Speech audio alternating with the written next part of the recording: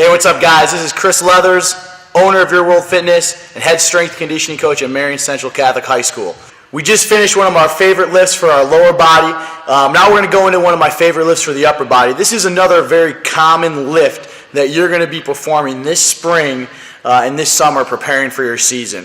So this is your standard bench press. However, although it's one of the most common lifts, it's also a lift that we find many athletes perform wrong. Yes, it is an upper body lift, but the way that we're going to teach it, it's going to be a full body movement. All right, so the bench press that we teach is what we call the combine bench press. And the reason we call it the combine bench press is it's the same bench press that you see at the NFL Combine and at the NBA Draft, okay? So the big thing here is we want to focus on keeping our hips flat against the ground, flat against the bench. All right, how Gavin's going to do that is he's going to be driving through his feet, okay, pushing those hips on the ground and keeping that core tight. All right, so now that we talked about everything below the torso, let's talk about what we're doing up here, okay? You're going to notice, Gavin, go ahead, rack that bar for me. Good.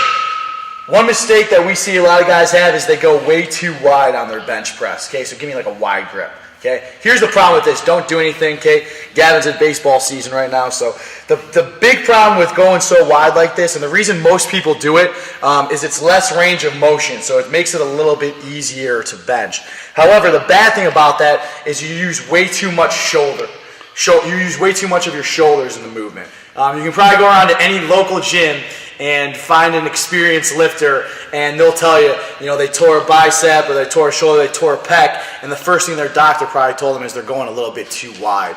All right, so I'm a big fan of going a little bit in. Let's see, Gavin, go ahead, get your grip right. Okay, so Gavin puts his pinkies right where the ring's at. All right, and what that's going to do is that's going to be a little bit more tricep dominant and be a little less with your shoulders, okay? But with that being said, Gav, go ahead, give me about 10 reps here, okay? Notice Gavin's shoulder, notice Gavin's elbows. His elbows aren't really wide and they're not very narrow, they're kind of right in the middle there. So it's the perfect combination between pectoral, tricep, and a little bit of that shoulder, okay? But again, we don't want those elbows way out, that's going to be too shoulder dominant.